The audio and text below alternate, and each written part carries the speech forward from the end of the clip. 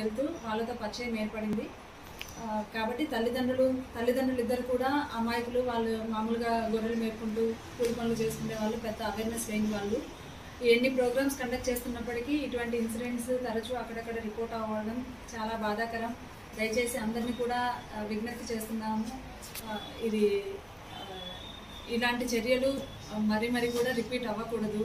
చేసే ముందు ఒకసారి గమనించండి, అది తప్పు. మనకు ఒక ఫ్యామిలీ ఉంది, ఆ అమ్మాయికి ఒక ఫ్యామిలీ ఉంది, తనకు ఒక జీవితం ఉంది అని మనం పర్సనల్గా ఆలోచన చేసి ఆ పొజిషన్లో మన వాళ్ళు ఉంటే ఏంటి పరిస్థితి అని మనం ఎంపతితో ఆలోచిస్తే తప్పితే ఇట్లాంటి ఇన్సిడెంట్స్ బయటికి రావు. శిక్షలు, కేసులు ఇవన్నీ తర్వాత వస్తాయి, కానీ prevention is very important. Prevention జరగాలంటే స్వతహాగా ప్రతి ఒక్కరూ ఇది రియలైజ్ అవ్వాలి. ఉమెన్ సేఫ్టీ అనేది చాలా ఇంపార్టెంట్.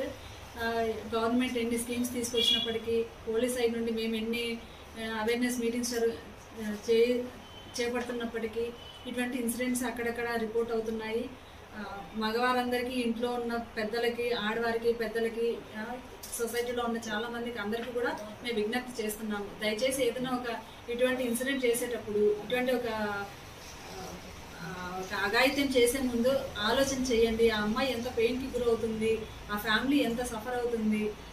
ఇందులో అమ్మాయి minor girl, 17 years minor girl, that disabled, మాటలు రావు, వినపడదు, మెంటల్లీ కూడా తనంతా ఇంకా డెవలప్ అవ్వని ఒక చిన్నపిల్ల. ఫిజికల్గా మనిషి పెద్ద కనపడినా కానీ మెంటల్గా డెవలప్ అవ్వని ఒక చిన్నపిల్ల.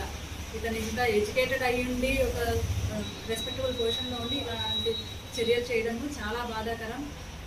పేరెంట్స్ అందరూ కూడా మీ ఇంట్లో మగపిల్లలను, ఆడపిల్లలకి రక్షణ చెప్పే ముందు మీ ఇంట్లో మగపిల్లలకు కూడా ఆడపిల్లలతో ఎలా బిహేవ్ చేయాలి అని మనం నేర్పించినప్పుడే ఇటువంటి అఘాయిత్యాలు తగ్గుముఖం పడతాయి.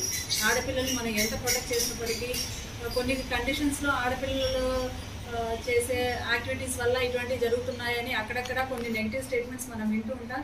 కానీ ఈ పర్టికులర్ కేసు చుట్టుపక్కల మనం జరుగుతున్న చాలా ఇన్సిడెంట్స్ అన్నీ కూడా గమనిస్తే ఈ పర్టికులర్ కేసులో అమ్మాయి చాలా ఇన్నసెంట్ అమ్మాయి, ఇంకా డెవలప్ అవ్వని అమ్మాయి. అలాంటి పిల్లల పైన జరుగుతున్నాయి అంటే అది కంప్లీట్గా మెన్కి సెన్సిటైజేషన్ అనేది చాలా ఇంపార్టెంట్.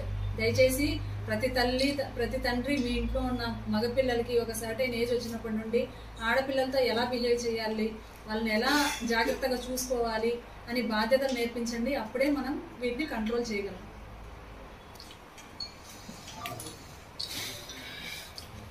మరిన్ని ట్రెండింగ్ వీడియోల కోసం న్యూస్ 18 తెలుగు యూట్యూబ్ ఛానల్ను సబ్స్క్రైబ్ చేసుకోండి.